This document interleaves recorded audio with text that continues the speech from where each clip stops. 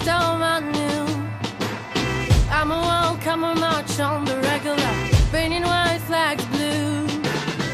Lord forgive me, I've been running lines and true. I'm a rain on this bitter love, tell the sweet I knew. Ooh, I'm set on these tears going far away, oh. May the last one burn into flames. Freedom, freedom, I can't move. Freedom, got me loose. Freedom, freedom, where are you? 'Cause I need freedom too. I break chains over myself, won't let my freedom rot in hell. Hey, I'ma keep it running 'cause the winners don't quit on themselves.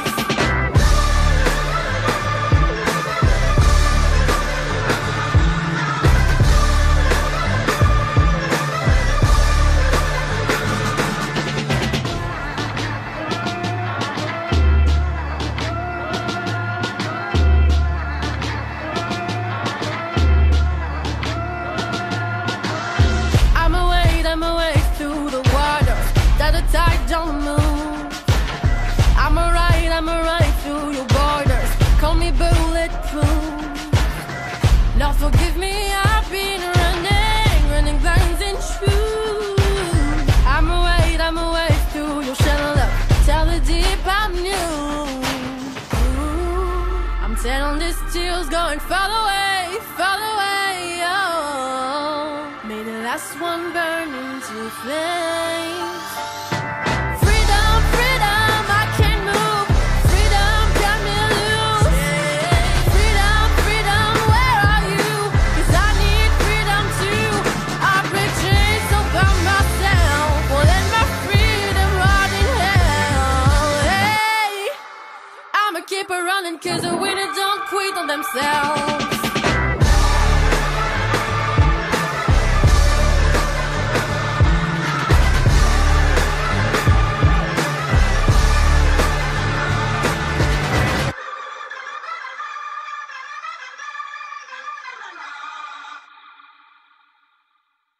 Tryna rain on the thunder, tell the storm I knew. I'm a walk, I'm a march on the regular, painting white flags blue. Lord forgive me, I've been running lines and true. I'm a rain on this bitter love, tell the sweet I knew. Ooh, I'm set on these tears going far away, oh. May the last one burn into flames. Freedom, freedom, I can't move. Freedom, got me loose. Freedom, freedom, where are you? 'Cause I need freedom too. I break freedom, freedom, I can't move. Freedom, got me loose.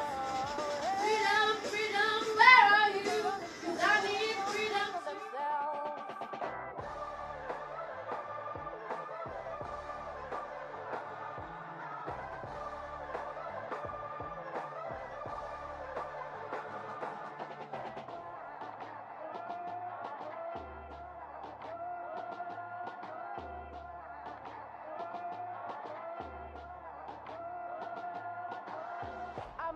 I'm away through the water that the tide don't move. I'm alright through your borders, call me bulletproof. Lord forgive me,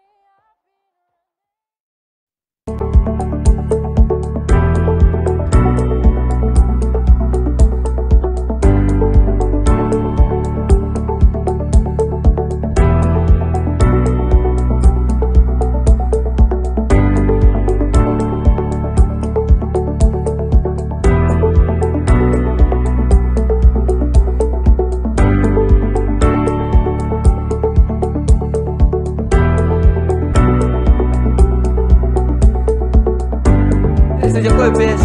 Physique sportive. Physique sportive.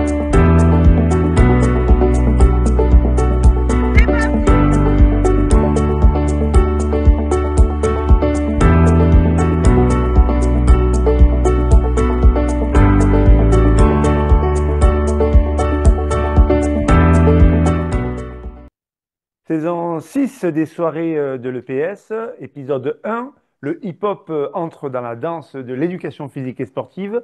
Ce soir avec plusieurs invités, des enseignants d'EPS, des historiens, mais sans plus attendre, comme d'habitude, l'actu de l'éducation physique et sportive. Le début d'année a été dynamique avec notamment 3 journées de mobilisation pour exprimer la colère sociale et notamment sur les orientations budgétaires. Aujourd'hui, ça fait maintenant un mois que nous sommes sans Premier ministre et sans annonce claire hier, le SNEP FSU continuera en tout cas de mobiliser la profession pour pouvoir peser sur les choix.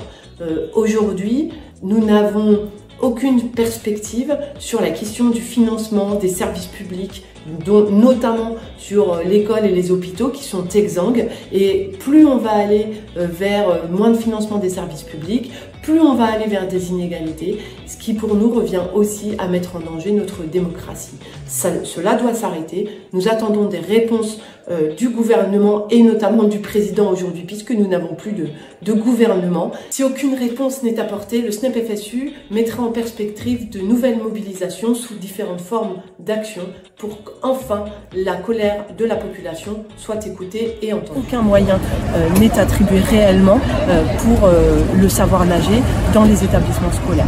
On sait aussi que le savoir nager, c'est un profond révélateur des inégalités sociales. Le SNEP s'est mis à l'eau aujourd'hui pour dénoncer ce manque aussi d'infrastructures.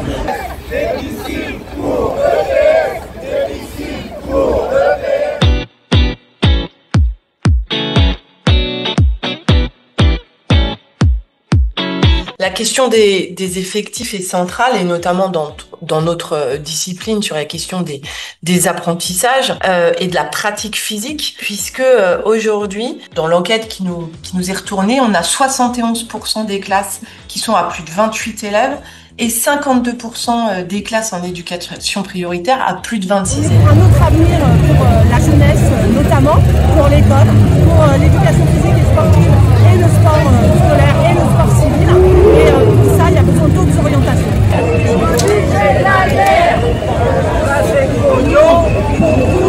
L'égalité, à un moment donné, pouvoir s'exprimer comme elle le souhaite, pouvoir agir comme elle le souhaite, pouvoir partager avec les garçons comme elles le veulent, au moment où elles le veulent.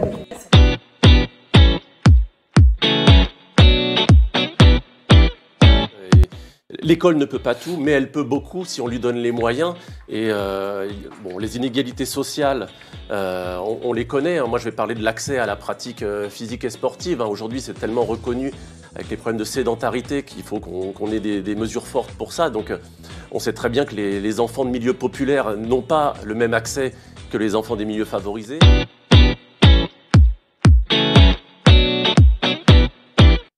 Bonsoir à toutes et à tous. Donc, une soirée de l'éducation physique qui va ce soir parler hip-hop.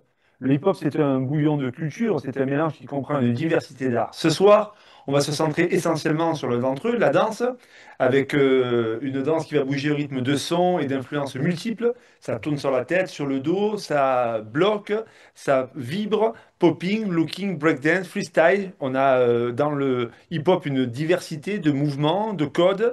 On va ce soir parler à la fois multiplicité, mais aussi singularité. Chacun a son style. Des styles qui sont acceptés avec tolérance dans le hip-hop. On verra aussi que ça fait partie de la culture. Une culture, une philosophie dans le hip-hop que l'on résume souvent autour de 4 mots: peace, love and unity. Et bien sûr, having fun. Une culture, une philosophie que nos intervenants et intervenantes de ce soir auront à cœur d'incarner dans des pratiques, sans aucun doute, pour leur donner vie. Entre culture populaire dominée et volonté de s'émanciper, le hip-hop, il a fait son chemin. Plus besoin pour les petits de braconner dans les cours de danse contemporaine pour réaliser un move de hip-hop. Aujourd'hui, les enseignants d'EPS enseignent le hip-hop en classe, en cours. Place au hip-hop en éducation physique et sportive. Il n'entre pourtant pas vraiment par la grande porte. Le hip-hop, il reste encore peut-être trop subversif, trop pas scolaire, mais peut-être trop loin de la culture de certains profs d'EPS. Mais d'où vient-il? Est-ce qu'il est une réaction vraiment à une vie pauvre pour rompre l'ennui d'une vie grise? Effet de mode, nouvelle activité à étudier en EPS.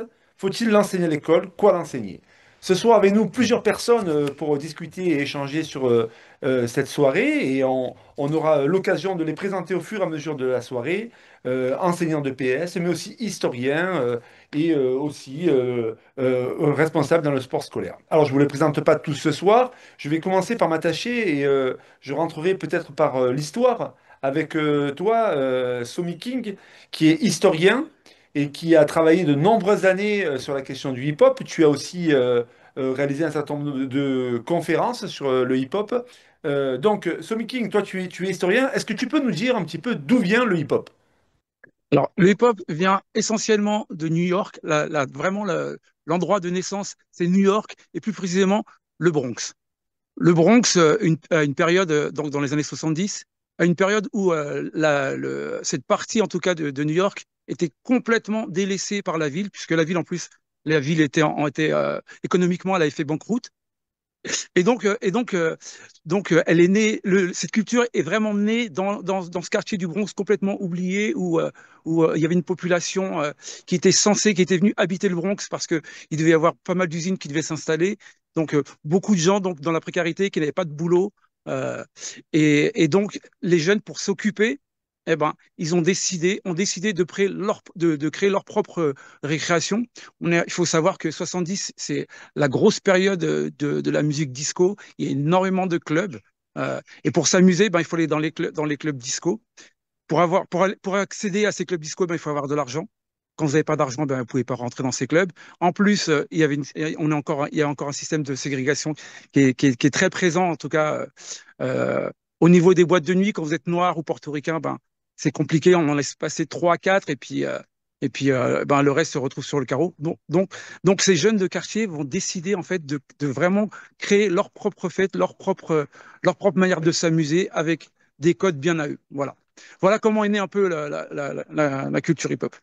Mais alors, quand on parle de hip-hop, on parle de quoi en fait? On parle de la danse, mais on parle plus largement. Qu'est-ce que c'est le hip-hop, quoi?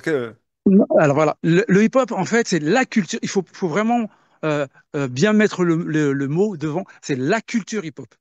La culture hip-hop qui englobe plusieurs disciplines qui vont se développer. En fait, le but de cette culture, en fait, c'était de se rassembler, de faire des choses ensemble, sans avoir à passer par par les institutions, en gros. Parce que les institutions, de toute façon, nous avaient mis de côté. Je dis nous, c'est une façon de parler, hein. Nous avaient mis de côté. Donc, c'est comment on a cette capacité de rassembler des jeunes pour pas qu'ils partent à la dérive et qu'on puisse faire des choses qui nous tirent vers le haut et ensemble. Donc, à travers des capacités que certains pouvaient avoir, donc savoir danser, savoir dessiner, savoir s'exprimer entre guillemets, avoir une bonne oralité sur la musique. Voilà, c'est vraiment ça l'essence de la culture hip-hop. Au-delà juste des simples disciplines, c'est le fait de se retrouver ensemble et de faire des choses ensemble et d'avancer ensemble. Alors, ce soir, nous, on va se concentrer sur la danse hip-hop. C'est c'est une des disciplines de la culture hip-hop.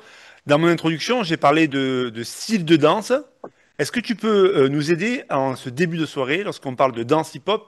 Mais c'est quoi? C'est combien de styles de danse? Il y a quoi? Est-ce que tu peux... Alors, Alors, les intervenants reprendront dans la soirée, mais déjà qu'on puisse poser un peu un cadre.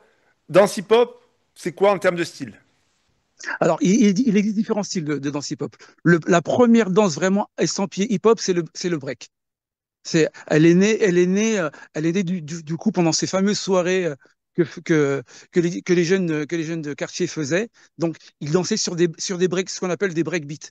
D'où le terme breaker ou le terme b-boy pour dire que c'était des jeunes qui dansaient, des garçons qui dansaient des garçons, des filles d'ailleurs qui dansaient sur des breakbeats. B, B pour beat, boy. Voilà, b-boy, breaking. Et du coup, ce qui s'est passé, donc, la première danse vraiment, c'est le breaking. Après, avec le temps, il y a les choses ont évolué.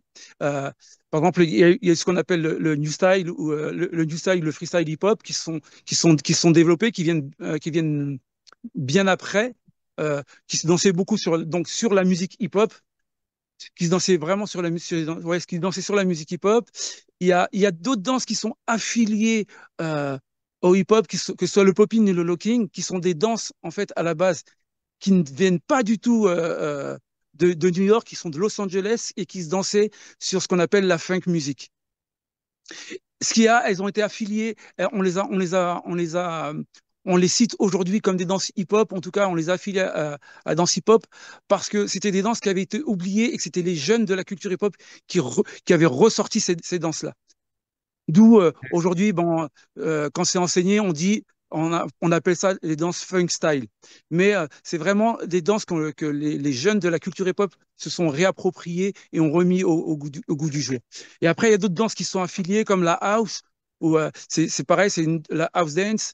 C'est une danse qui est née à peu près à la même période que la naissance de la culture hip-hop, qui emprunte à peu près les mêmes codes, c'était les mêmes gens en fait. Sauf que la house, on la retrouve beaucoup dans le milieu LGBT. Voilà. Donc c'était des jeunes de quartier exclus parce qu'ils étaient homosexuels. Et encore une fois, la house dance, c'est une danse qui a été propagée par le biais des gens de la culture hip-hop. À partir du moment où les jeunes de la culture hip-hop ont commencé à découvrir des danses qui venaient de quartier, ben, ils les ont assimilés à leur danse. Donc, c'est pour ça que vous trouverez facilement un popper, un rocker qui est capable de faire de la house ou du break. Voilà. Après, d'autres danses qui sont affiliées parce qu'elles se dansaient aussi sur des musiques hip-hop. Il y a le crump aussi, avec des sonorités hip-hop. Euh, voilà en gros le panel des danses hip-hop ou affiliées à la culture hip-hop. D'accord. Alors, est-ce que tu peux remettre ta caméra? Peut-être que tu t'es déconnecté pendant qu'on parlait ensemble. Lorsqu'on parle de danse hip-hop, tu fais référence là à des jeunes de quartier. On a cette image de hip-hop qui serait réservée à des jeunes de quartier. Pourtant, aujourd'hui, on voit que ça bouge. Est-ce que le hip-hop a passé la frontière du périphérique parisien pour venir en centre-ville parisien? Est-ce que le hip-hop est encore réservé à des jeunes racisés des cités, les cités blanc beurre, quoi, plutôt, on va dire black et beurre en tout cas, essentiellement? Comment ça évolue cette culture hip-hop? Non, alors comment elle a évolué? Du coup, en repartant des États-Unis, ce qui s'est passé, c'est que la culture hip-hop, quand elle arrivait en France, elle arrivait aussi par le biais d'une organisation qui va vraiment encadrer un petit peu cette culture. C'était la Zulu Nation. Et dans la Zulu Nation, le concept, c'était il n'y a pas de barrière entre les gens. Donc, les gens qui ont ramené, en plus, les gens qui ont ramené cette culture en France, ce sont les gens qui pouvaient voyager à l'époque vers les États-Unis. Donc, je parle à l'époque, c'est les années 80 quand ça arrive en France. Et les gens qui peuvent voyager dans les années 80, c'est les gens qui ont de l'argent. Euh, Notamment, je pense à Jean Caracos, qui était patron à l'époque du label Celluloid Records, ou à un journaliste qui est directeur aujourd'hui de Radio Nova, euh, Bernard Zécry. Bernard Zécry, voilà, c'est pas des gens qui viennent de milieux, c'est pas des gens en tout cas qui viennent du milieu hip-hop ou qui viennent de milieux entre guillemets défavorisés. Euh, Ce sont eux qui ont ramené cette culture-là en Europe pour le gros et notamment en France. Et à partir du moment où ça arrivait en France, ça a touché les jeunes des quartiers. C'est vrai que beaucoup de jeunes de quartiers se sont reconnus à travers cette culture parce qu'ils voyaient notamment les Noirs, parce on voyait des Noirs parmi les Américains, parmi les rappeurs. C'était que des gens du ghetto. Donc on avait une première image. Parce il n'y avait pas d'image pour les gens de quartier. On n'avait pas d'image auxquelles se référer, notamment à la télé ou dans la presse. Et là, on voyait vraiment des jeunes habillés, on pouvait s'habiller comme eux, qui nous ressemblaient, et les jeunes de quartier s'en sont beaucoup accaparés. Et quand c'est arrivé à Paris, les jeunes qui ont vu les premiers jeunes qui plongent dans la culture hip-hop, il y a des jeunes de toutes les couleurs, de tous les milieux sociaux. Ben, je vais vous donner une personne qui était tombée dedans, qui fait partie des pionniers en France, comment il s'appelle, Vincent Cassel. Il ne vient pas du tout de quartier. Donc, euh, et à travers l'image que nous offrait, en tout cas, la Zulu Nation, c'était on va être tous ensemble. Mais c'est vrai que les jeunes de quartier ont vraiment saisi la chose plus que les gens des milieux plus aisés. Voilà. D'accord. Et est-ce que on peut dire aujourd'hui que le hip-hop devient de plus en plus une culture populaire, qu'elle brasse vraiment une multiplicité en termes de classe sociale, en termes de pratiquants? Est-ce qu'il y a une évolution de plus en plus vers ce type de culture-là? Oui, il y a une évolution parce que oui, aujourd'hui, euh, alors aujourd'hui, pour moi, je n'appelle même plus ça de la culture hip-hop, c'est devenu voilà la culture de la danse. On apprend la danse comme on apprend à danser comme on apprend à jouer au foot. Et d'ailleurs, c'est à double tranchant. C'est super parce que ça s'est démocratisé et tout le monde peut pratiquer ça. Mais derrière, il y a tout le côté culturel qui a, qui a plus sa place quasiment. Et donc, tous les codes et tout l'esprit, entre guillemets, hip-hop n'est plus là. Et c'est ce qui est, en tout cas, ce que je trouve un peu dommageable. Mais oui, aujourd'hui, c'est une culture qui est populaire. N'importe qui, que vous soyez à la campagne, Mhm. vous allez. Moi, actuellement, aujourd'hui, là, je suis à Thiers, euh, dans le Puy-de-Dôme, au fin fond du Puy-de-Dôme. Eh ben, vous marchez dans la rue, vous allez croiser des. En tout cas, vous pouvez facilement croiser des jeunes qui dansent, qui pratiquent les différentes danses hip-hop. Merci Somiki. Si tu peux remettre ta caméra parce que régulièrement elle se déconnecte. Je me tourne vers D'accord. un premier invité sur le plateau, donc Damien Vanier. Toi, tu es sociologue. Tu as travaillé sur cette question-là. Tu es aussi professeur de PS. Par ailleurs, tu as un double ancrage. Alors, j'ai parlé de jeunes racisés pour nos auditeurs. Est-ce que tu peux revenir un petit peu sur ce qu'on entend par cette racialisation de la jeunesse lorsqu'on dit finalement que on est sur une représentation d'une culture qui serait réservée à un certain type de jeunesse. Euh, Merci, merci pour l'invitation et pour la question aussi parce que c'est vrai que c'est une question qui est centrale dans le monde hip-hop parce qu'on a en tête que que ça recrute en fait des fractions sociales qui sont considérées comme racisées.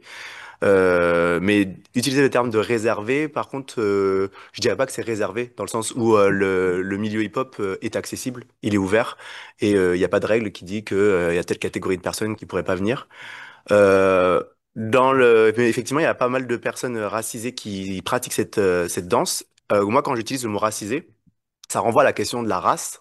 Et il faut bien savoir que quand on parle de race dans les sciences sociales, en sociologie et même en histoire, enfin, c'est de manière, c'est pour faire référence à quelque chose qui est socialement construit. C'est-à-dire que ça ne fait pas du tout référence à la biologie, à quelque chose qui serait naturel, mais bien quelque chose qui est une construction sociale. Et en fait, quand on parle de race, on fait référence à quelque chose qui s'appelle aussi la racisation. Et la racisation, c'est un processus social par lequel, en fait, on va repérer chez des personnes des différences visibles qui sont, par exemple, la texture des cheveux, la couleur de peau, les traits du visage, même l'accent. Et à partir de ces signes visibles extérieurs, eh bien, on va avoir tendance à du coup à les mettre dans une catégorie donc raciale. Et ces catégories-là, elles sont fluctuantes. Elles dépendent du contexte, de l'espace, du temps. Et quelqu'un qui va être perçu comme noir dans un espace, il va peut-être être perçu comme indien dans un autre espace, antillais, africain. Les mots qui permettent de désigner en fait ces catégories de race, elles sont variables, elles dépendent des personnes, elles dépendent des catégories, etc.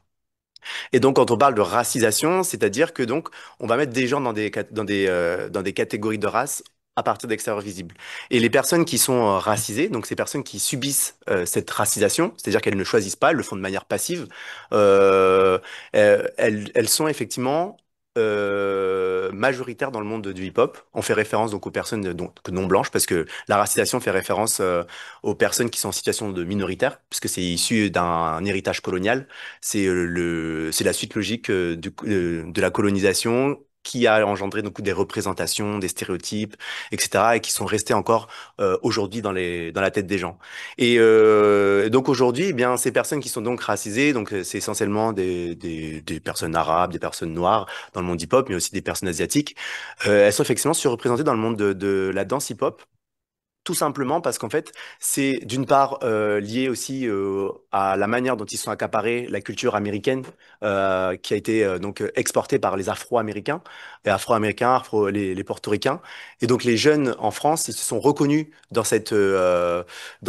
dans ces modèles qui était enfin positif, une manière positive de se voir, et en se voyant, en se reconnaissant là-dedans, ils se sont accaparés la culture. Et donc aujourd'hui, il y a encore cet héritage-là, où il y a les personnes donc racisées qui étaient déjà présentes au départ. Et en plus de cela, si aujourd'hui encore, ben, il y a beaucoup de personnes donc non blanches, noires, arabes, etc., qui sont dans cet espace-là, c'est aussi parce que c'est un espace où il et elle voient un décor qui leur ressemble et qui sont vus de manière positive, qui sont valorisés, qui sont vus de manière légitime et pas comme on peut le voir en dehors dans la société, de manière suspecte, de manière aussi différente. La simple fait que ce soit vu comme une différence. Dans l'espace hip-hop, les corps ne sont pas forcément vus comme des différences. C'est normal, on va dire. Et donc il y a aussi ça qui joue effectivement dans la surreprésentation des personnes racisées qui vont plus facilement aller vers ces pratiques-là que dans d'autres, par exemple.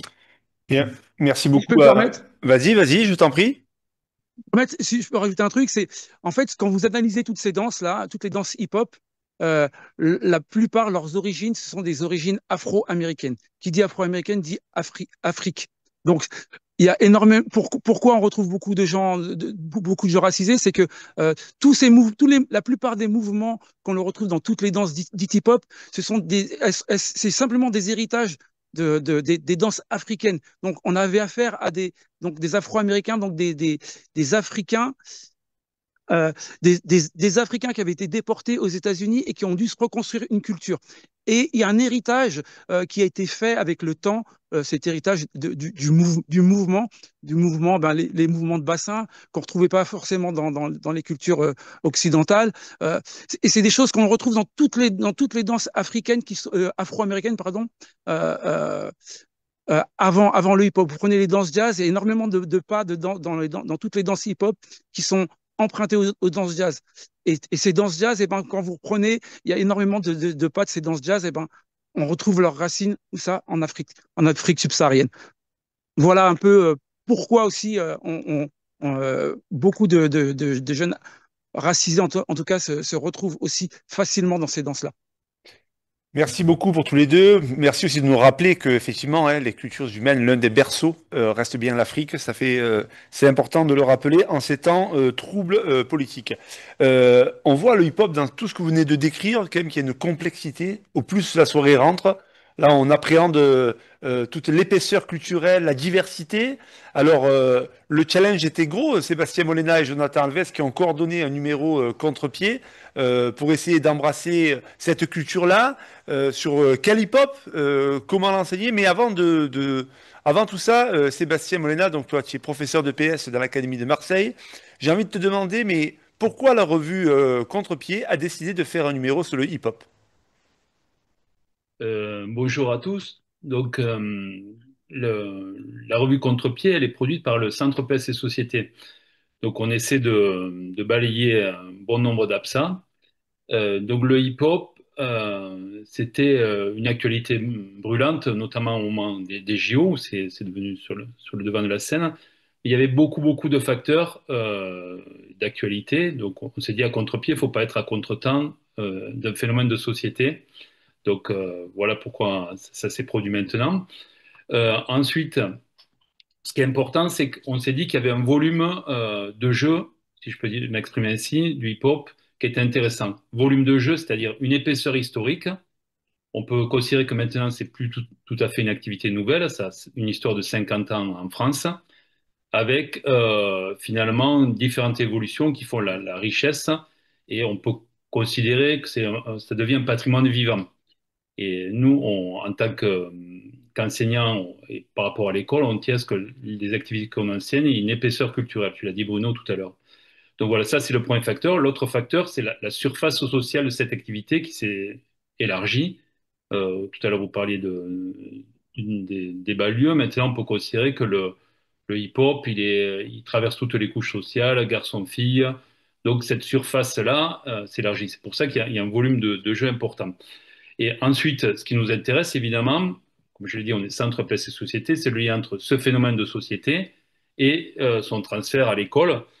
Donc là aussi, ce qui nous intéresse, c'est comment ce phénomène-là, il rentre à l'école.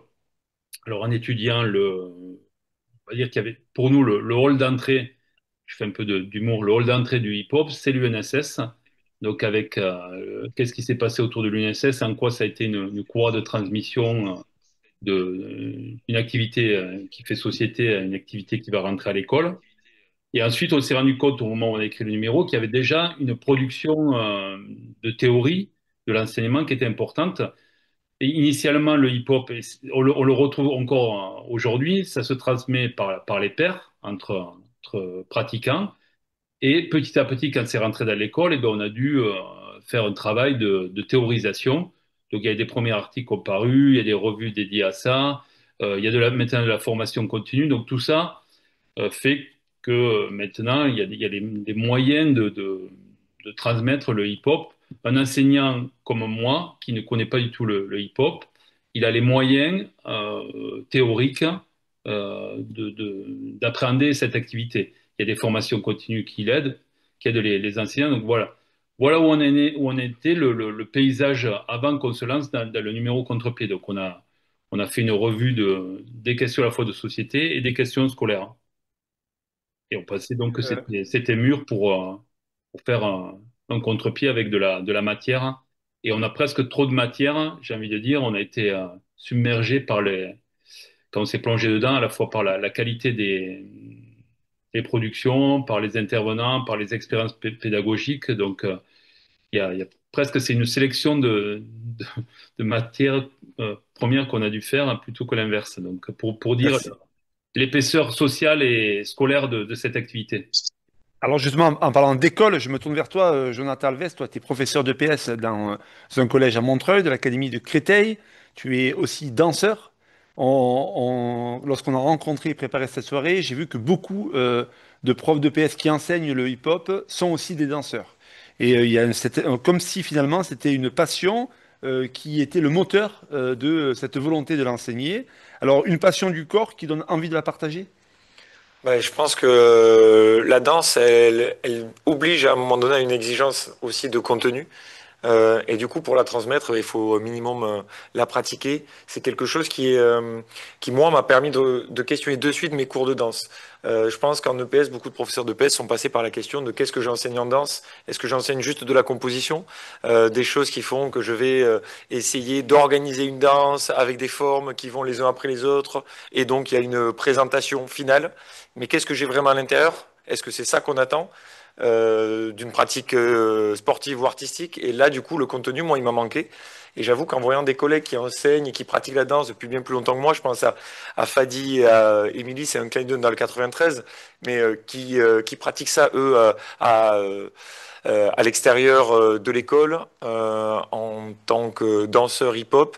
Moi, ça m'a permis, le hip-hop avec ses techniques, de donner du sens à à la danse que je faisais avec mes élèves. J'ai eu l'impression que j'étais plus sur quelque chose qui n'était pas palpable par les élèves, mais bien quelque chose qui faisait de suite sens. Des techniques inscrites dans une histoire, qui étaient dans un mouvement, dans une culture, qui de suite pouvaient être transmis facilement. Alors, j'avoue aussi que ça nous a obligés, en tout cas dans notre activité de formation syndicale dans le SNEP 93, à proposer des formations aussi sur la danse. Et donc on s'est tourné plutôt d'abord sur des danseurs et danseuses de hip-hop qui n'étaient pas à l'école, mais qui avaient déjà fait en fait des projets avec l'école. Donc je pense que le hip-hop, il permet aussi de casser un peu les murs de l'école, de casser le carcan, de rendre poreux l'école à toute la société, à tout ce qui s'y passe.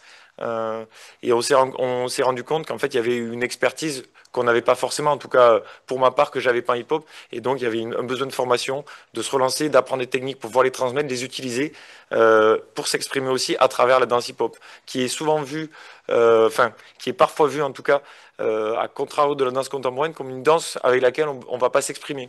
Et moi, je dirais plutôt, en fait, c'est qu'il y a des codes qui sont assez académiques dans la danse contemporaine, qui nécessitent une capacité d'abstraction ou de théorisation, qui fait que ça ne parle pas à tout le monde. Et donc, pouvoir jongler entre différents types de danse, et puis se rapprocher d'une danse qui, culturellement, est ancrée historiquement avec des techniques et des pas qui parlent à nos élèves, moi, ça m'a permis enfin, de bien travailler avec des élèves sur ça. Alors, on reviendra justement sur ce point-là que tu pointes, qui est intéressant.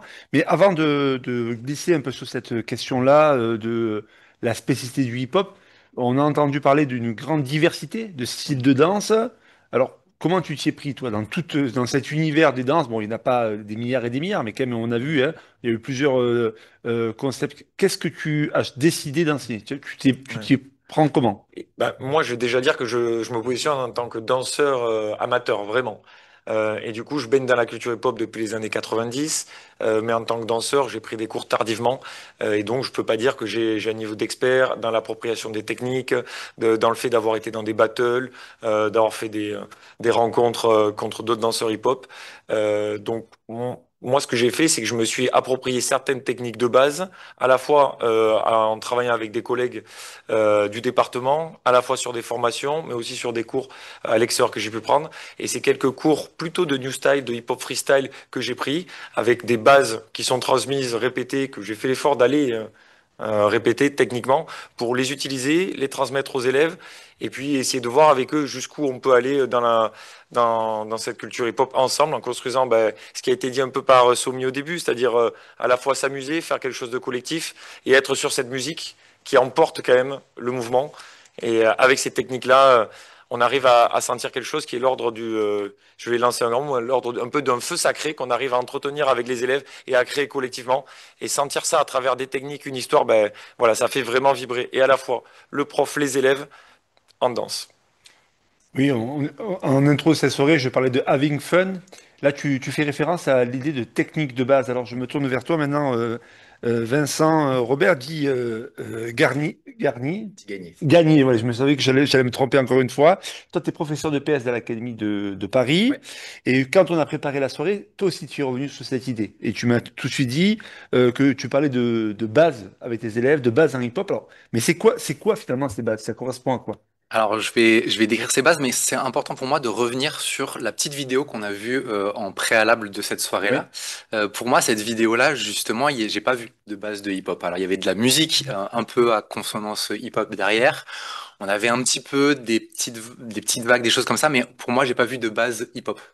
Et donc, pour revenir, parce que c'est important qu'on revienne sur sur ce qu'on a vu, vu que c'est une soirée qui est consacrée au hip-hop. Donc tu fais référence à la soirée qui est une création du collège Lacanal. Ouais, Mais alors pour le coup là, on l'a mis avant la soirée ouais, parce que c'est une création de danse contemporaine. d'accord, ok. Et on pourra revenir justement sur ce que tu pointes, Ouais. c'est-à-dire est-ce que cette vidéo, vous la mettez dans la culture hip-hop sans pour autant dire que si c'est la culture hip-hop, elle serait supérieure ou Non, non. non, non, pas du tout. Mais on voit bien, hein, Jonathan, tu viens aussi de pointer sur, on voit qu'elle résonne danse contemporaine. C'est une vidéo donc créée par une collègue de PS Mhm. sur la question des violences faites aux femmes, avec un propos autour de cette question-là. Voilà, mais je t'en prie. Et donc du coup pour parler vraiment donc, des bases dans les styles hip-hop, pour moi les bases sont des repères qui vont permettre de tout de suite reconnaître dans quel style de hip-hop on se situe pour les juges par exemple, mais aussi pour être sûr qu'on est bien dans ce style-là en tant que danseur. Alors ces bases-là, pour moi, elles peuvent être liées à des signatures gestuelles. Donc par exemple dans le style locking, on va avoir des rolls, on va avoir des points qui vont faire que bah on sait qu'on est dans ce style-là. Et puis ça peut être aussi non pas uniquement de la gestuelle, mais aussi une énergie. Donc par exemple le bounce, le rebond pardon en hip-hop freestyle, c'est une des bases très importantes pour moi à aborder.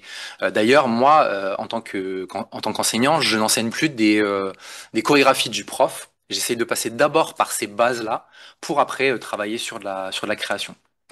Alors, est-ce que tu peux, parce que là, bon, je comprends ce que tu dis, mais là pour l'instant, j'ai du mal à me représenter comment tu t'y prends. Est-ce que Mhm. tu peux venir un peu plus en détail pour m'expliquer, voilà, comment tu t'y prends par rapport à cette question-là? Alors, je commence toujours par être face miroir, quoi, vraiment comme un cours de danse traditionnel, et on va apprendre soit des techniques hip-hop, comme je l'avais dit, donc par exemple les rolls, soit une énergie spécifique à ce style-là.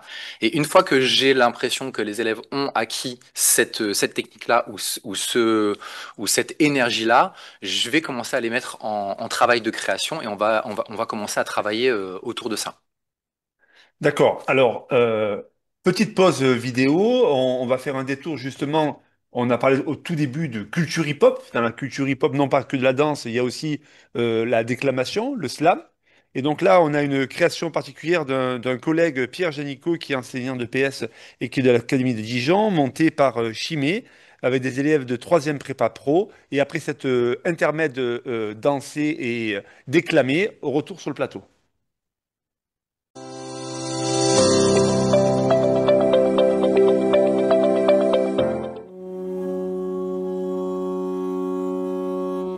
Apprendre à ordonner sa pensée en écrivant des mots. Apprendre à dire les choses avec douceur, avec force. Apprendre à être avec son corps, avec sa bouche, avec ses yeux, sans honte.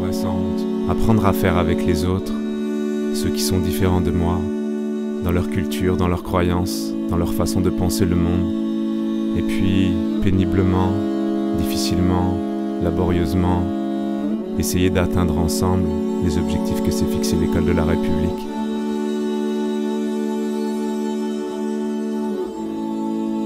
Être un homme, c'est être fort dans sa tête et solide dans son corps.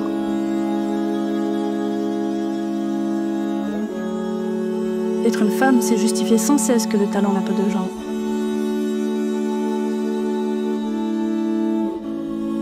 La vie, c'est tomber, se relever et trouver ses armes.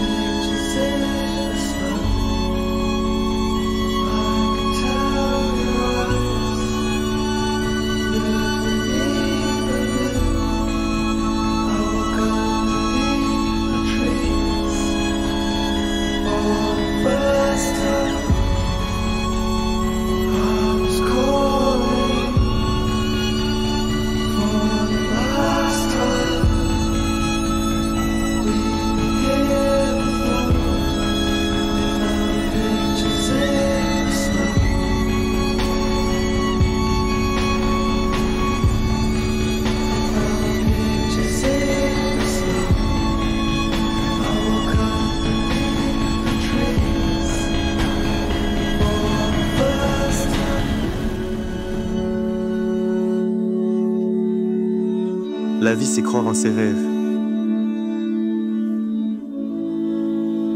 Un jour, j'aurai ma maison, un bel abri, pas une prison. Un jour, je partirai en voyage et je ferai le tour de la terre. La vie, c'est comme un mur qu'il faut franchir, un défi à surmonter.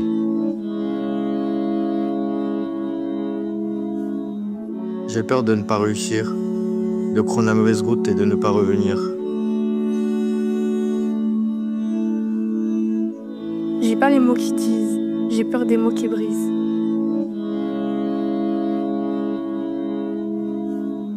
Si je pouvais, j'oublierais toutes les moqueries et le harcèlement.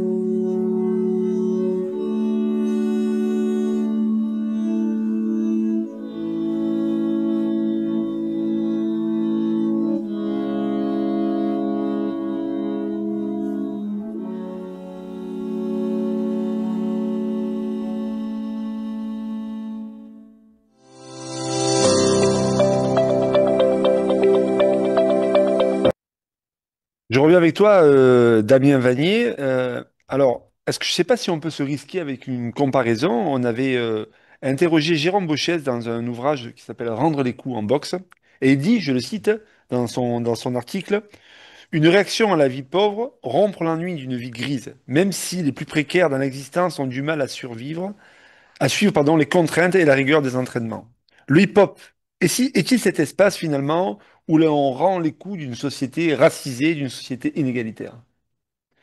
Oui, c'est une très bonne question. Et je pense qu'on peut effectivement reprendre un peu cette comparaison avec l'ouvrage de Jérôme Baucher, dans le sens où effectivement les personnes qui s'investissent dans l'univers hip-hop, dans les danses hip-hop, le font en intégrant cet espace un peu en le percevant comme un espace de soupape où en fait ça leur permet de canaliser leur colère, leur frustration qu'il peut y avoir par ailleurs dans la société, mais pas que. C'est aussi un espace en fait qui leur permet aussi de se discipliner, de structurer aussi leur temps.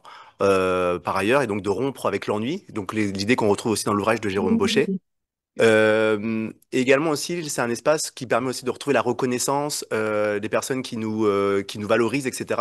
Et qui dépasse aussi la question de la classe sociale, parce que les danses hip-hop aujourd'hui, elles s'élargissent en termes de recrutement de classe sociale. C'est pas uniquement les classes populaires qui pratiquent, il y a de plus en plus des classes moyennes et classes favorisées. Et donc aussi, ces personnes-là qui viennent trouvent aussi dans cet espace hip-hop un moyen oui, de se valoriser, d'avoir un confort affectif qui permet de contrebalancer ce qu'ils peuvent vivre par ailleurs dans la société. Mais en même temps, ça se limite à là parce que contrairement à la boxe, la danse hip-hop, c'est quand même une pratique artistique, une pratique qui est de la création. Et de ce fait-là, je pense que les danseurs et les danseuses ne font pas que rendre les coups, ils utilisent aussi leur pratique pour la transformer, enfin pour transformer leur colère, leur frustration en énergie créatrice. Et de ce fait-là aussi, un moyen de créer du lien social. Ce qui dépasse un peu le simple fait de je boxe pour décharger ma colère. Là, il y a aussi vraiment l'idée de création. Et création artistique, création corporelle qui débouche aussi du coup sur une création de lien social parce qu'on danse pas généralement tout seul, on danse avec les autres. Comme les danses hip-hop sont des pratiques autodidactes mais aussi homodidactes, c'est-à-dire qu'on le fait avec les autres personnes.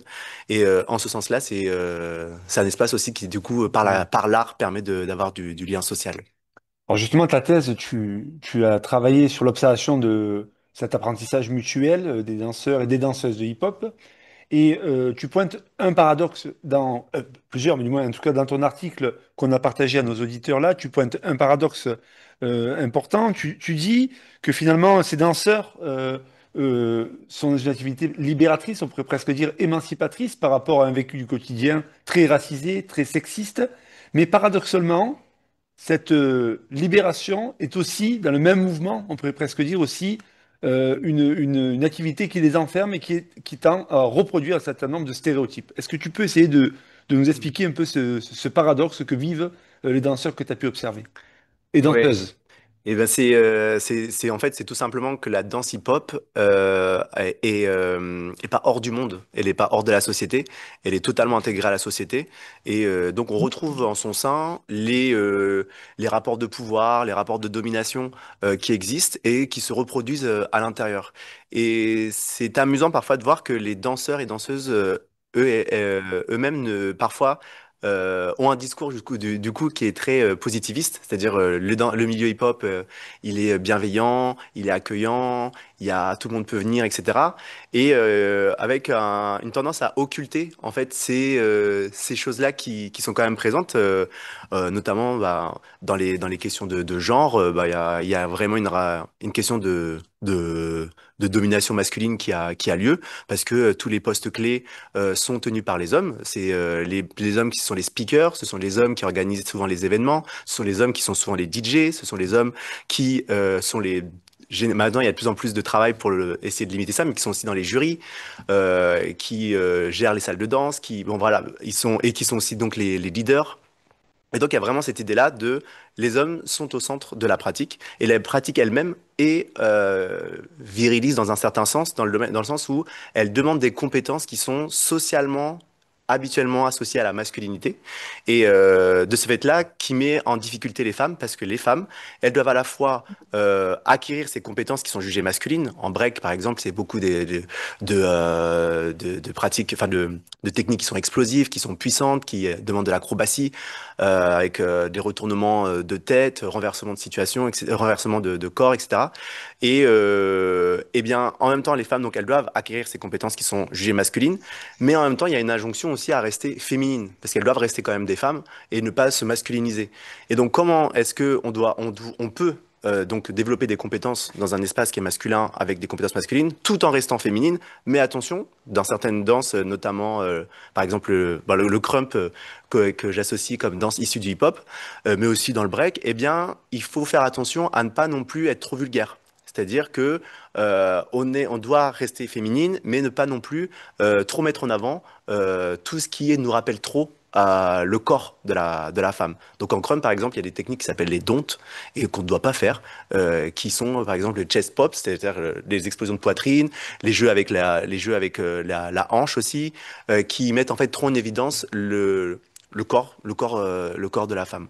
Donc effectivement, il y a à la fois l'espace hip-hop qui est considéré et qui est vécu comme un espace de bien-être, un espace de sécurité affective, là où même les femmes peuvent aussi bousculer un peu les normes de genre en développant des compétences motrices qui sont traditionnellement associées aux hommes, à la masculinité, etc., en développant de la musculature, en développant de la force, de la technique, etc. Mais d'un autre côté, eh bien, on retrouve quand même les rapports de pouvoir qui ont cours. Donc là, j'ai développé le genre, mais il y a aussi plein de choses, la classe sociale qui est présente parce que c'est cher en fait de danser, même si c'est gratuit. Si on veut développer, il faut payer des stages, il faut payer des voyages, il faut payer les battles, il faut etc. Même si on gagne, eh bien il faut quand même dépenser de l'argent, ce qui peut créer aussi des différences en fait entre les différents capitaux économiques que peuvent avoir les danseurs et les danseuses. Merci Damien. Alors c'est vrai que tu pointes justement la dimension très masculine. On peut dire que nous ce soir, on est pris en flagrant délit de cette dimension-là, du point de vue des invités. Mais on a une invitée qui justement, quand on a échangé avec elle sur mais pourquoi le hip-hop, alors elle a tout de suite défendu cette dimension que tu rappelles, c'est-à-dire à savoir la dimension d'unité, de paix, d'amour, d'having fun. Et elle était totalement séduite par notamment les battles. Alors j'accueille donc Virginie Chomton, toi qui es professeure de PS à l'Académie de Lyon, et notamment tu es très investie sur les questions du sport scolaire. Et quand on a échangé ensemble, tout de suite tu m'as pointé la question des battles. Alors mais les battles, c'est quoi? C'est quoi au juste ce type de pratique? Alors bonjour, je vais commencer quand même par dire que je suis danseuse contemporaine, voilà, depuis très longtemps. Et en fait, en 2015, j'ai accueilli des jeunes élèves au collège, des collégiens et des danseurs hip-hop qui dansaient en bas de chez eux. Et voilà, j'ai été percutée par ça. J'ai été percutée totalement. J'ai reçu un coup voilà, qui m'a vraiment, comment dire, enthousiasmée. Et après, j'ai accompagné ces jeunes et je les ai accompagnés. Je leur ai permis voilà, je leur ai donné un cadre au collège, un gymnase, un lieu, des horaires, des entraînements et tout. Et comme ça, je les ai accompagnés voir des battles avec eux et j'ai été totalement prise par ça. Et donc après, je l'ai installé progressivement au collège en AS pour après pouvoir participer. J'ai la chance depuis 2015 de participer au championnat de France de battle hip-hop. Voilà. Donc en fait, c'est vraiment quelque chose qui m'a transpercée. Et je sais pas si je réponds à la question tout de suite ou pas. Alors, mais c'est quoi la battle? Parce que tu parles de battle, pardon, mais le battle. Le battle. Ah, en UNSS, le battle. Voilà, ça te montre ma connaissance du sujet, tu vois. Voilà, on dit bien un battle.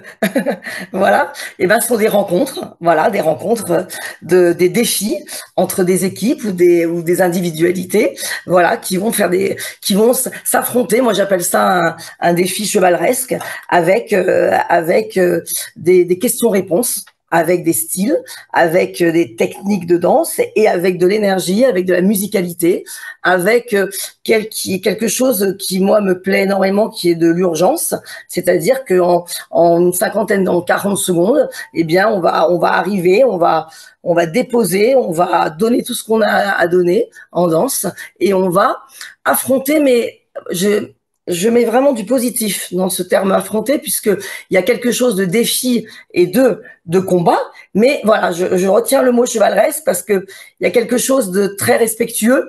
Et en fait, dans le défi où on va aller chercher l'autre, on l'estime énormément. Voilà. Et ça, c'est quelque chose qui m'a totalement percuté parce que totalement différent de la danse contemporaine d'où je viens, avec quelque chose de frontal, quelque chose de très hiérarchisé aussi. Et là, dans ce coup, il y avait quelque chose de, voilà, de je donne tout, de l'urgence et bien sûr de virtuosité, parce que c'est clair, c'est quelque chose aussi qui m'a totalement transpercé, la virtuosité des danseurs. Et pas la virtuosité technique, évidemment, puisque ça c'est clair, hein, ce qui définit la danse hip-hop, c'est une maîtrise technique, mais dans ces 45 secondes de défi, on va chercher tout ce qu'on a dans l'interprétation, dans le catalogue de gestes, dans l'espace, et on va aller chercher à aller plus loin que son adversaire, et plus on le respecte, et plus on va aller chercher loin pour essayer de le défier. Voilà. Somi-King, quand on parle battle, pour toi, ça résonne vraiment en culture hip-hop? Est-ce que c'est vraiment un incontournable? Est-ce que tu peux nous dire, Somi-King? Toi, je sais, Virginie, j'ai bien compris que pour toi, oui, mais je voudrais avoir le point de vue dans l'histoire de cette culture. Alors, oui, c'est un incontournable, mais ce n'est pas parce qu'aujourd'hui on a érigé ça comme si c'était la chose ultime de la danse hip-hop, et c'est absolument pas la chose ultime de la danse hip-hop. C'est devenu très lucratif aujourd'hui parce que tout le monde organise des battles, mais vraiment la danse hip-hop à la base, c'est le partage. Les premiers danseurs hip-hop, on les voit où? On les voit en soirée. On les voit en soirée. Le danseur hip-hop, le danseur hip-hop en soirée, il fait partie vraiment des gens qui vont permettre de passer une bonne soirée. Les gens se déplacent pour venir voir des danseurs hip-hop dans telle soirée. Quand les DJ à l'époque, même pendant très longtemps, hein, les DJ quand ils faisaient une soirée, ils annonçaient qu'il allait y avoir tel ou tel danseur qui allait venir à leur soirée. Et ça faisait partie, ça faisait partie de la fête. Le battle, c'était quelque chose en plus. Parce que pendant la soirée, ben oui, il y avait toujours quelqu'un qui voulait briller plus que d'autres ou un groupe qui voulait briller plus qu'un autre. Et les battles arrivaient à ce moment-là. Mais c'était pas la chose ultime. Aujourd'hui, beaucoup de danseurs pensent que c'est la chose ultime. Non, à la base, le danseur hip-hop, c'est un danseur. Le danseur hip-hop, je prends vraiment tous les styles de danse. Hein. Je dis bien le danseur hip-hop et pas le hip-hop. Hein. Le danseur hip-hop, c'est à la base, c'est quelqu'un qui vient s'amuser en soirée. Je suis impressionné. Oui, je suis impressionné par lorsqu'on a préparé cette soirée, beaucoup d'entre vous sont revenus sur cette idée de partage, ces valeurs, cette culture. Et Virginie, justement, quand tu m'as dit avoir été frappé, choqué, marqué par cette rencontre avec la culture hip-hop, c'est notamment autour de ces valeurs et de cette notion de partage, de respect mutuel, et que les mots sont de paix et d'unité ne sont pas des mots vains, mais s'incarnent vraiment dans une pratique quotidienne. Est-ce que tu peux revenir, Virginie, là-dessus? Oui, je suis tout à fait d'accord sur l'idée que, évidemment, le battle ne résume pas la culture hip-hop. Il y a plein de choses. Moi, quand je vous en parle, je parle de ma pratique scolaire. Ouais, c'est très important.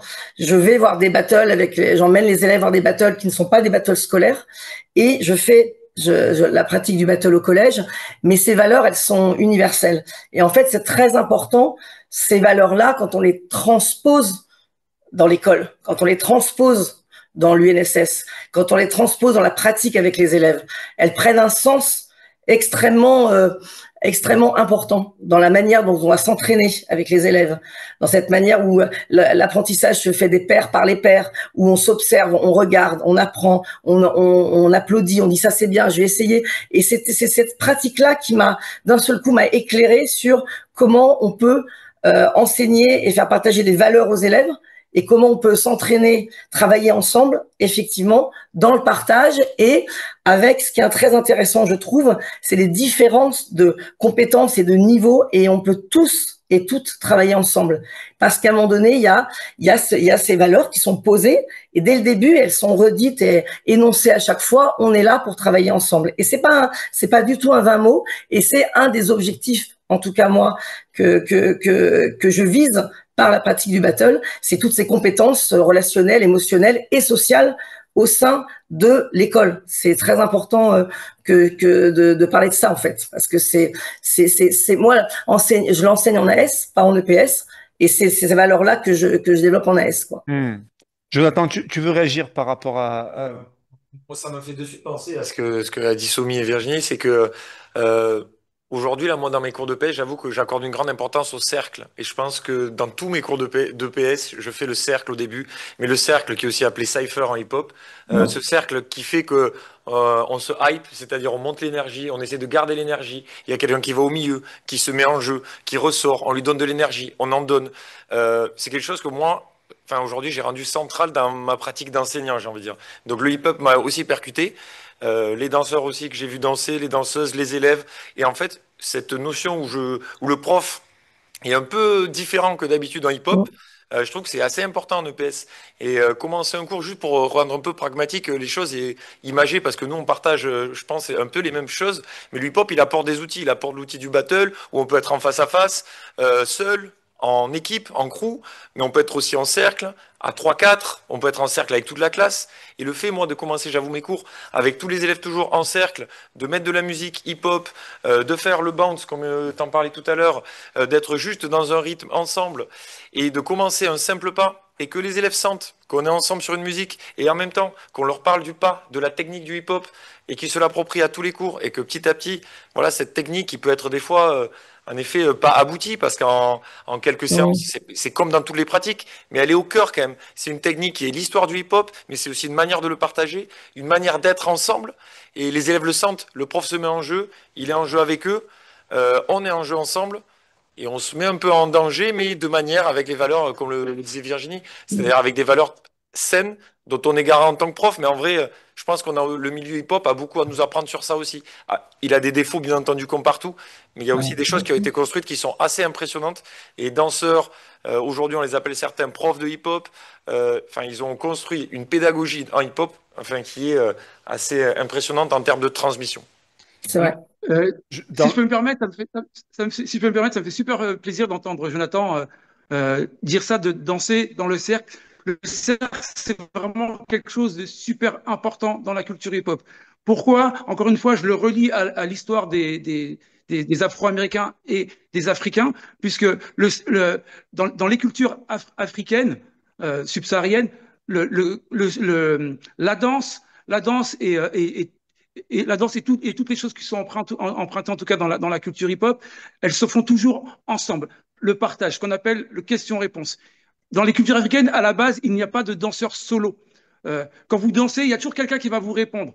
Et le fait d'être en cercle, la réponse, elle peut venir de partout. L'énergie, elle peut venir de partout.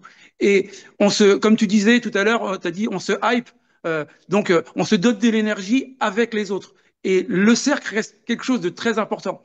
Et c'est pour ça que quand je vois, souvent, quand j'ai assisté à certains battles dernièrement, des fois, il y a des battles où on voit juste le danseur en solo sur scène, il affronte un autre danseur en tête à tête. Moi, pour moi, on n'est pas dans le hip-hop, on n'est plus dans la culture hip-hop du tout. Parce que un danseur, quand il vient danser, même en solo, il représente ses amis, il représente ses potes, il représente son quartier, il représente, voilà. Et sur scène, normalement, quand il doit être sur scène, il doit même être accompagné de son équipe parce que c'est eux qui vont le porter, c'est eux qui vont lui donner la force pour aller plus loin. Et aujourd'hui, on assiste à des battles où les danseurs sont sur la scène, les potes sont dans le public, on crie et puis c'est tout. Et là, on n'est pas du tout dans la culture hip-hop. Et Jonathan, quand tu dis que tu fais des cercles et tu les fais danser dans les cercles et qu'il y a des réponses des uns et des autres, là, on est dans la culture hip-hop. Et je trouve que c'est quelque chose qu'il faut faire super attention quand vous allez enseigner, en tout cas, ces danses à l'école. Moi, ma grosse crainte, c'était on va enseigner ça à l'école avec le prof qui donne un cadre. La culture hip-hop, à la base, il n'y a pas de cadre. Hein. C'est une liberté totale dans l'expression à tous les niveaux. Et j'ai peur que enseigner à l'école, ce soit dénaturé. Merci, tu as raison, c'est une très bonne question qui mériterait bien du temps. Alors je prends ma place dans le cercle du coup pour vous poser une autre question. Jonathan, tu as parlé d'interprétation. Moi, j'entends quand même parler là quand même de défis, de compétition, de points. Alors, je me tourne un peu vers Sébastien et toi. La revue Contre-Pied a toujours défendu, dans la façon dont elle a œuvré toutes ces années, sur l'importance de l'art et du sensible au sein de l'éducation physique et sportive. Alors, je pense qu'il faut qu'on aborde ce sujet-là. Comment vous avez, vous, dans la revue Contre-Pied, traité cette question-là? Le hip-hop, c'est quoi? C'est de la poésie ou c'est du défi? Et où, peut-être? Sébastien. Ouais. Euh, j'ai envie de faire une pirouette et de te dire que le hip-hop, ça serait une esthétique de la technique. Parce qu'en fait, pour le moment, on a parlé des valeurs, mais il y a quand même une gestuelle, comme une culture commune à travers certains gestes. Il y a à la fois les styles, donc on a vu qu'il y a une variété de styles. Il y a des formes aussi d'organisation qui sont différentes. Il y a aussi la ligne, on a parlé des cercles, les battles, la ligne. Et donc, tout ça, au final, il y a quand même des gestes. Tout à l'heure, Vincent, il a parlé de signature gestuelle. À mon avis, c'est ça. Il faut définir au-delà des différences, quel est le propre, qu'est-ce qui fait culture commune au sein du hip-hop. Sinon, on va s'y perdre. À travers notre construction de la revue, derrière la revue, il faut associer aussi Aurélia, qui est pas parmi nous, mais qui nous a bien aidés. Donc, en fait, à travers les différents entretiens qu'on a menés, il me semble il peut y avoir accord sur le lien très très fort avec la musique. D'ailleurs, quand on fait une frise historique des mouvements musicaux et des styles de hip-hop, on a des convergences. J'ai interrogé un gars qui s'appelle Plémo, il a fait une frise où il montre bien la correspondance. Donc, lien très très fort avec la musique. Je pense que par rapport à d'autres activités, c'est vraiment un point crucial. Ensuite, donc une gestuelle singulière qui est liée, Somi en a parlé, à l'origine du hip-hop. Donc il y a par exemple des frappés, des percussions, donc, quoi, des choses qui se rapprochent d'une gestuelle originelle, même si elle évolue, mais on la retrouve quand même. Et ensuite, il y a un point important qui n'a pas du tout été évoqué, c'est la possibilité d'être spectateur, pas spectateur, mais spectateur, c'est-à-dire qu'à tout moment, je peux rentrer, contrairement à la danse contemporaine ou autre, où je suis en dehors dans un théâtre, là, à tout moment, je peux moi-même être danseur, rebondir. Donc ça, c'est quand même le propre du hip-hop. Donc vous voyez, j'essaie de montrer des points importants. C'est pour ça que par rapport aux vidéos là, que tu as pu montrer, Bruno, à mon sens, il y a une certaine confusion parce qu'on est plutôt là sur de la danse contemporaine. Et nous, notre idée sur le numéro, c'est de bien montrer qu'il y a une culture, une culture hip-hop qui se distingue de la danse contemporaine. Certes, il y a des chorégraphes qui, maintenant, au départ, étaient dans le hip-hop. Je pense à Merzuki, je pense à Kader Atou, Blancali, qui sont maintenant dans la danse contemporaine. Mais nous, en tant qu'enseignants, il ne faut pas que ça soit un prétexte pour faire entrer les élèves dans la danse contemporaine. On dirait, ben, les garçons un peu agités, on va faire un début de hip-hop pour les amener dans la danse contemporaine. C'est là où on met les barrières et les limites. Voilà. Ensuite, Si tu permets, Sébastien, je voudrais ouais. m'arrêter sur ce point-là, justement, sur cette tension danse contemporaine, danse hip-hop, même si peut-être que, en le disant de cette façon-là, je pose mal le problème, mais ça résonne beaucoup avec ce que, justement, Vincent, tu me disais, quand on préparait la soirée, tu disais que toi, tu cherches à créer des ponts entre la culture danse, on pourrait dire ça, en écho peut-être avec la danse contemporaine, et la culture hip-hop. Alors, peut-être que ça va rassurer un petit peu certains qui disent, mais est-ce que, finalement, les profs de PS vont pas aseptiser la culture hip-hop en en leur rendant trop contemporain, si je peux parler de cette façon-là. Comment tu t'y prends, toi, pour gérer cette tension? Et puis après, Sébastien, je te redonnerai la parole. Ouais, pour moi, c'est très important de ne pas se servir du hip-hop uniquement comme une entrée exotique pour un cycle de danse contemporaine. Il y a beaucoup plus au niveau culturel et culturellement. Le hip-hop a énormément à apporter, que ce soit au niveau des valeurs, on en a parlé, les valeurs de respect, les valeurs de partage. Que ce soit au niveau, donc, on en a parlé, des signatures gestuelles. Dans le hip-hop, il y a l'a un peu évoqué, il y a plein de styles différents, avec chacun leur spécificité, dont on va pouvoir se servir en EPS.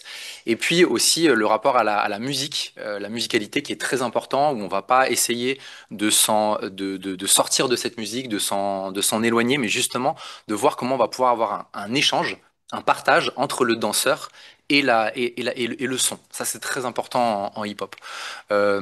Donc, partant de cette base-là qui est culturellement très très forte dans le hip-hop, j'essaye de mettre ça en relation avec la culture de la danse et notamment les procédés de composition qui me semble être un pan fort qu'on utilise nous en EPS dans nos cours. Et j'essaye de voir quels sont, justement, je parlais de base tout à l'heure, quels sont les styles et quelles sont les bases qui matcheraient bien, qui iraient de manière cohérente avec des procédés de composition. Je peux donner un exemple. Par exemple, en popping, je vais travailler donc sur les vagues d'un côté. Donc ça, les vagues, enfin les bases pour moi en popping, c'est vague, donc tout ce qui est ondulation d'un côté, et puis les angles de l'autre côté, donc le travail sur le Tetris, une gestuelle très angulaire. Moi, je vais très logiquement, ça me semble assez facile et assez simple d'aller sur l'énergie et d'aller sur le contraste des énergies, avec justement un travail sur des ondulations, donc un travail sur une gestuelle qui va être continue, ondulée, et d'autre part, en contraste, sur des gestes très saccadés, très angulaires.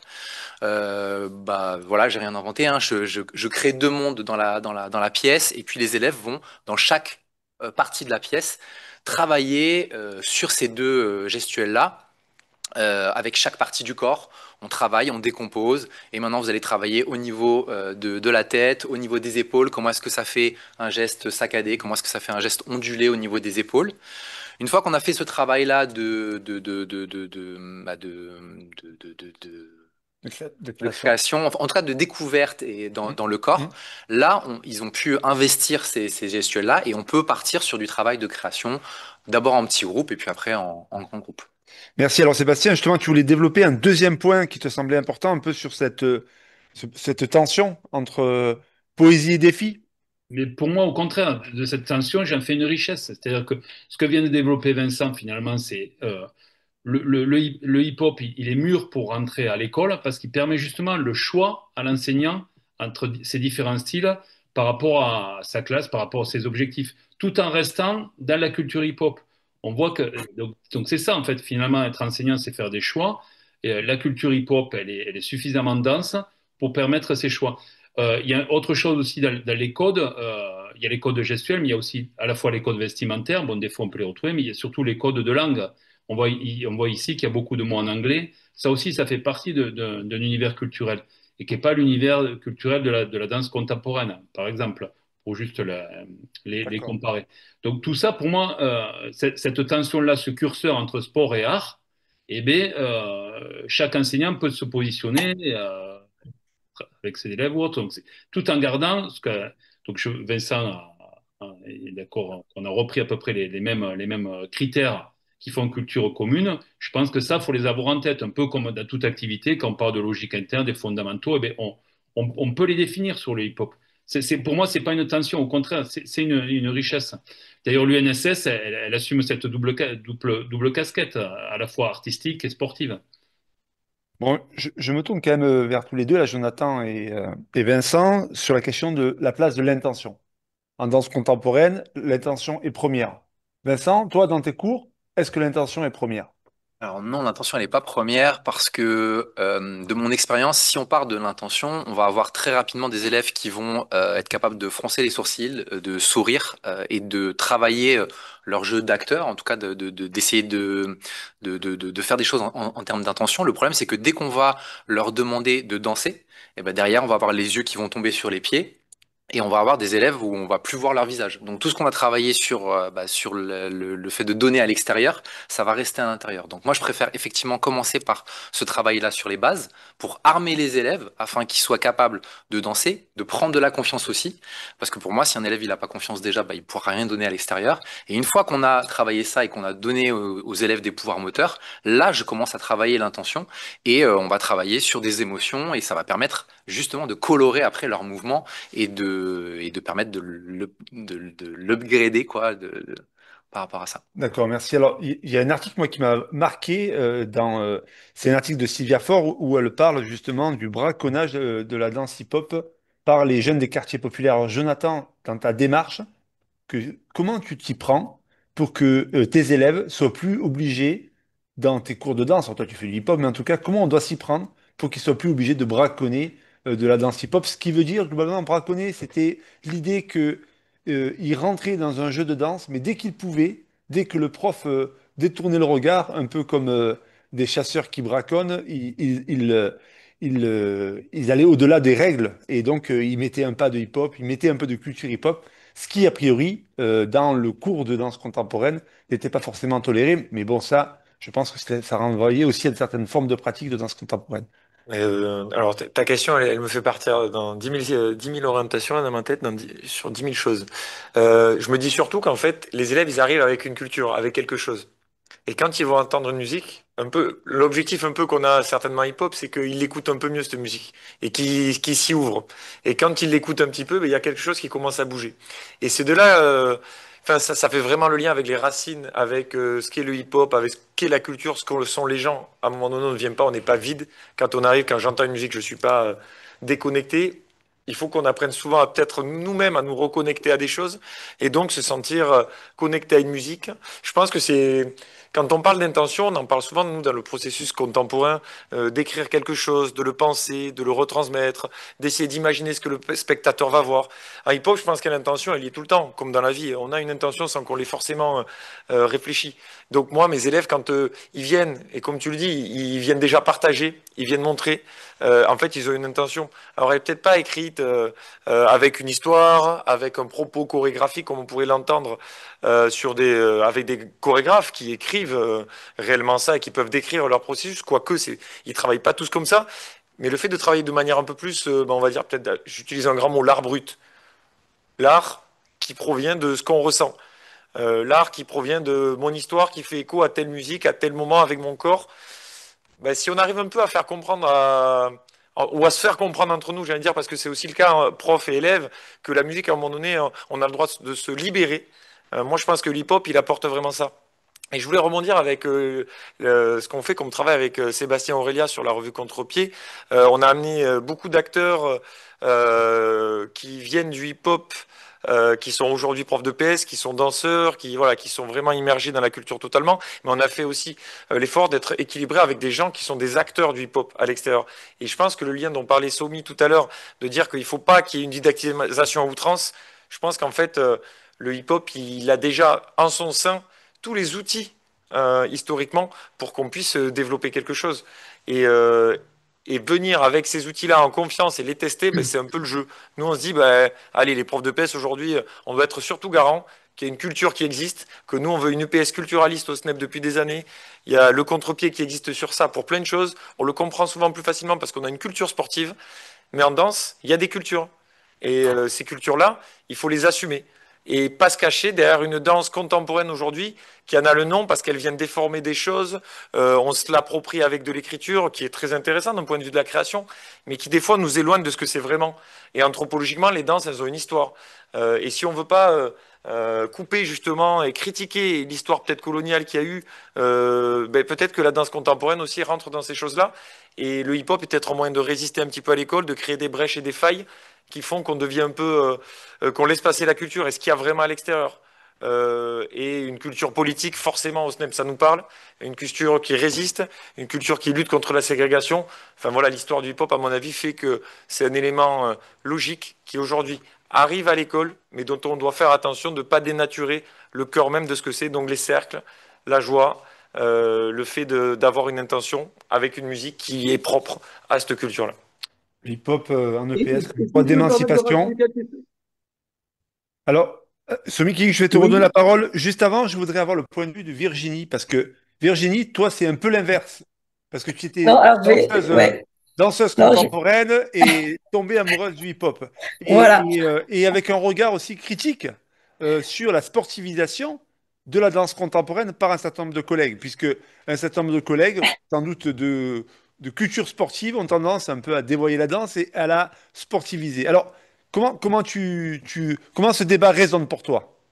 Je vais essayer de répondre avec beaucoup d'humilité et beaucoup de, comment dire, voilà, de choix d'équipe.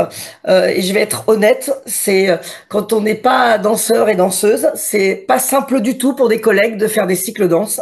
Il faut dire les choses telles qu'elles sont. Et moi, je défends ces cycles-là et c'est qu'il faut emmener les équipes avec nous. Et nous, par exemple, moi, dans mon établissement scolaire, la culture hip-hop, elle n'est pas innée. Elle était il y a quelques années avec mes anciens élèves, mais elle l'est plus maintenant. Le Covid est passé par là. Il y a des crises sont passées par là et la culture hip-hop, je la crée dans l'AS, mais elle n'est pas innée en EPS. Et en fait, en discutant avec mes collègues, on travaille ensemble sur les choix d'équipe et en fait de l'entrée en danse. Est-ce qu'effectivement on fait une entrée par la culture hip-hop qu'ils n'ont pas, que mes élèves n'ont pas et que les enseignants n'ont pas? Et pour moi, c'est assez compliqué.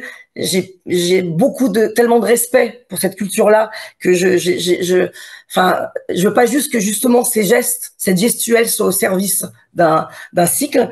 Et donc en fait, l'idée c'est de pouvoir se dire comment on va entrer en danse et avec mes collègues et pour qu'ils y arrivent aussi et ils aient envie de pouvoir le faire et se sentent capables de le faire. Et la maîtrise technique que demande la pratique de la danse hip-hop, savoir faire un geste correctement pour aussi l'enseigner correctement. Mes collègues, l'ont pas. Et en fait, c'est pour ça qu'on a fait des choix de rentrer en danse par la création et par des procédés de composition et plutôt entre guillemets contemporain, et que la culture hip-hop, elle est vraiment travaillée. Moi, je la travaille au sein de mon AS et d'une manière différente. Voilà, j'espère que j'ai été claire. C'est pas l'un contre l'autre du tout. C'est beaucoup d'humilité et un grand respect sur la culture hip-hop et le souhait de pas juste prendre des gestes parce que c'était ce qui allait se passer. Je sais pas si j'ai répondu à la question.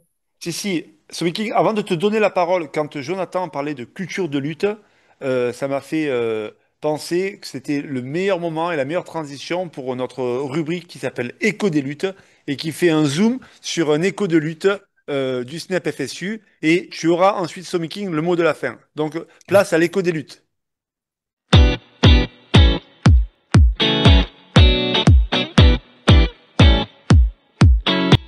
Salut tout le monde. Ce soir, je vous emmène à Saint-Jacques-de-la-Lande, à côté de Rennes. Au collège Jean Moulin, on voit rouge. Pour cette rentrée, on nous a fermé des classes. Et là, à la rentrée, on a des classes à 28, alors qu'il y a justement que 28 places dans les salles, sans compter les AESH, donc on est au maximum des capacités. Il y a des élèves du secteur qui n'ont pas pu s'inscrire au collège. On a l'exemple d'une famille avec une fille en 6e acceptée, et une fille en 3e envoyée dans un autre établissement avec menace de signalement si elle ne s'y rendait pas.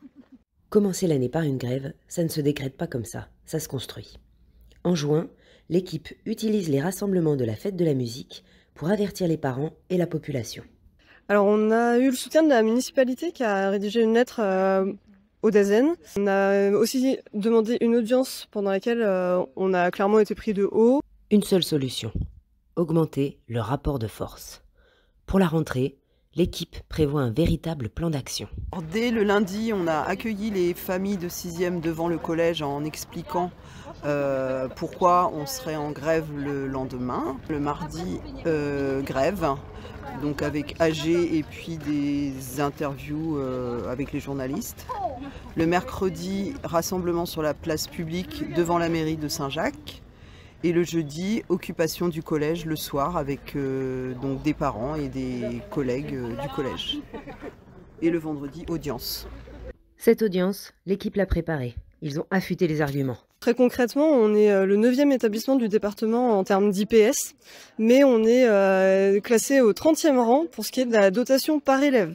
On est dans un collège où il y a un indice de position sociale qui est faible, donc normalement, voilà, Elisabeth Borne, elle a répété que les moyens ils étaient attribués en fonction de ça, donc on aurait dû avoir une plus forte dotation, on ne l'a pas. On a fait référence à une interview de la rectrice qui parlait de conditions confortables pour la rentrée. Organiser une rentrée qui était qui était vraiment confortable dans le premier comme dans le second degré. On n'a apparemment pas la même définition du mot confortable. Et alors, qu'est-ce qui a été gagné? Alors, on n'a déjà pas gagné les 2 classes qu'on demandait. 4 heures de cours en 5e et 4 heures de cours en 4e, ce qui signifie en réalité que par classe, on va pouvoir dédoubler 1 heure de cours par semaine. On a gagné une AESH et un quart de temps d'AED. On aurait un peu plus de temps de psy-EN. Je pense que la première chose qu'on a gagnée, c'est quand même un peu de respect, parce qu'en juin, lors de l'audience, on s'est vraiment adressé à nous avec du mépris. Et là, en septembre, ils ont répété que nos demandes étaient légitimes. Ça nous a permis de nous souder entre nous, d'avoir une vraie dynamique là dans l'équipe pour revendiquer des conditions de travail acceptables et des conditions d'apprentissage pour nos élèves qui soient acceptables. Ça nous a permis aussi de mieux nous lier sans doute avec les parents d'élèves et d'être plus forts pour la suite. Dans la lutte, la justesse des arguments ne suffit pas toujours. Le collectif et les alliances avec les parents, les élus sont indispensables et la tactique doit être réfléchie. Ici, la question du timing, avec une grève le jour de la rentrée, a pesé dans le rapport de force.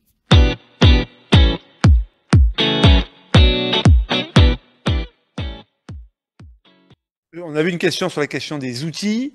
Vous aurez bien sûr le contre-pied qui va bientôt sortir. Là, il est bientôt dans les bacs. Les derniers articles sont en train d'être écrits. Et donc, normalement, d'ici 15 jours, 3 semaines, 1 mois à peu près, bon voilà, le contre-pied hip-hop va sortir. Donc, il y aura bien sûr des outils à disposition. Et sinon, il y a un livre qui fait quand même référence qu'on n'a pas cité, qui est le livre de l'école aux associations. Donc, on vous le partage ici, qui a été réalisé par 2 collègues de PS, où à l'intérieur, effectivement, vous avez aussi une richesse en termes à la fois de présentation des différentes techniques, de démarches. Donc, vous pouvez largement puiser à l'intérieur de cet ouvrage-là.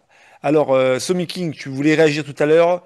Le mot de la fin sur le sensible, le politique dans le hip-hop, peut-être. Je ne sais pas sur quoi tu voulais réagir, mais Il y a plein on de va choses finir avec sur lesquelles toi. je voulais réagir.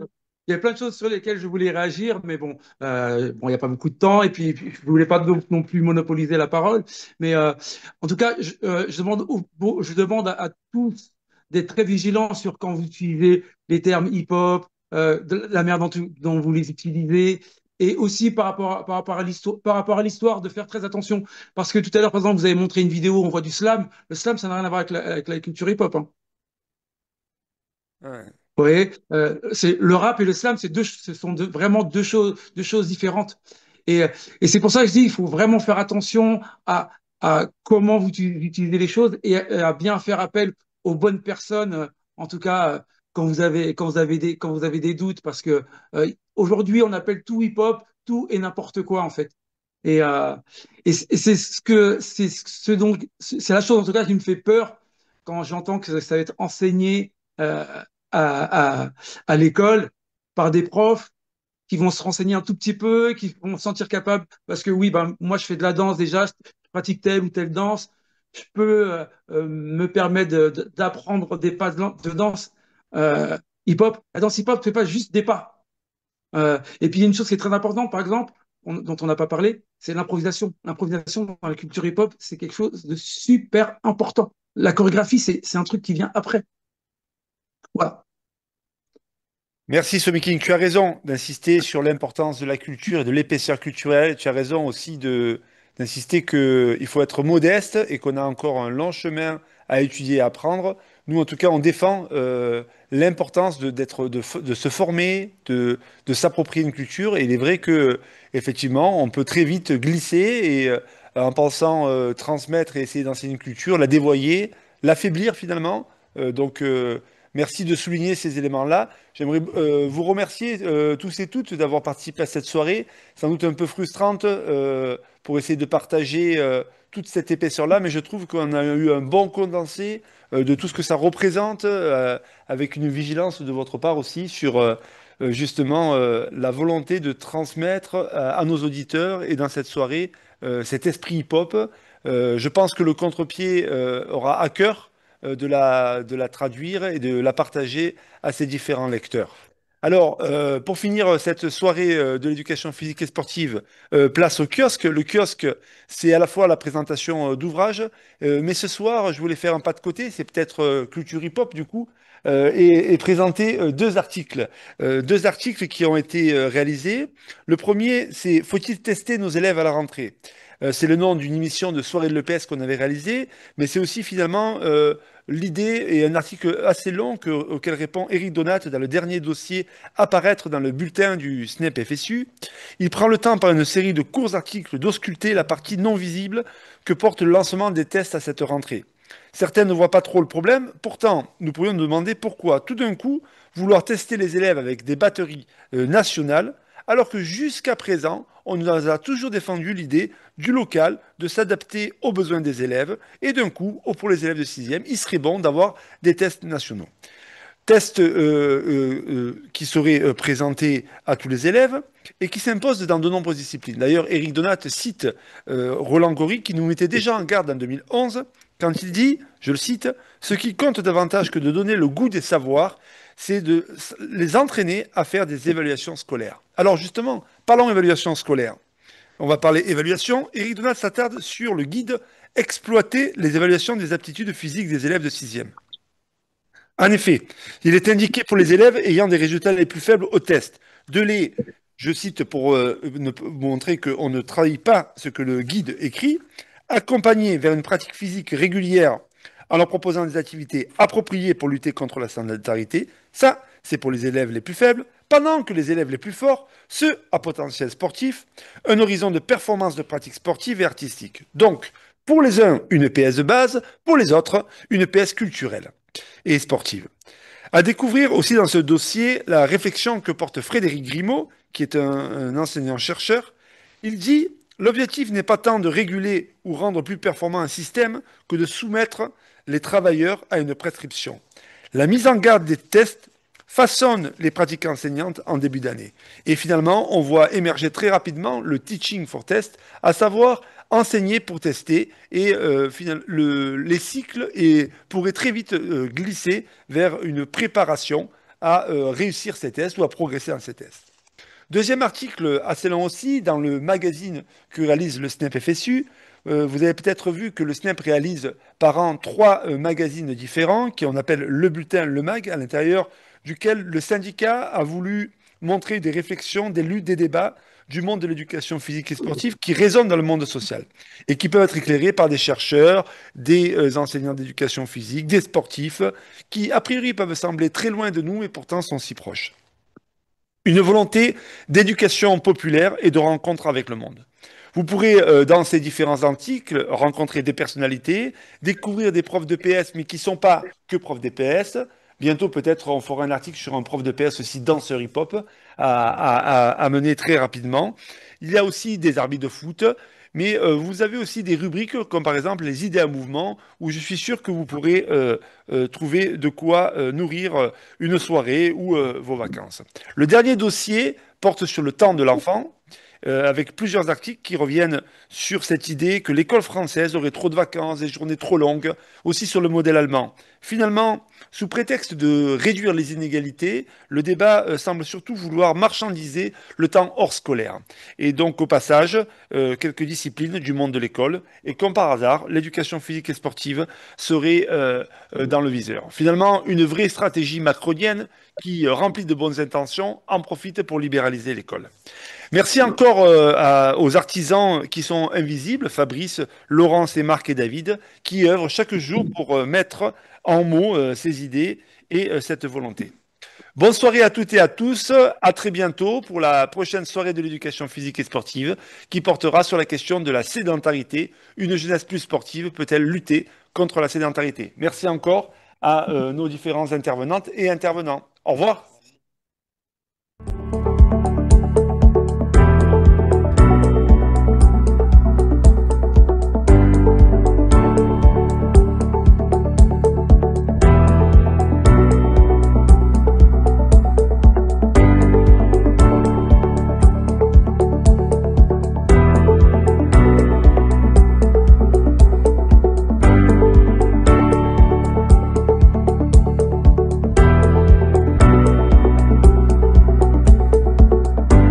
C'est-à-dire quoi EPS? Éducation physique et sportive.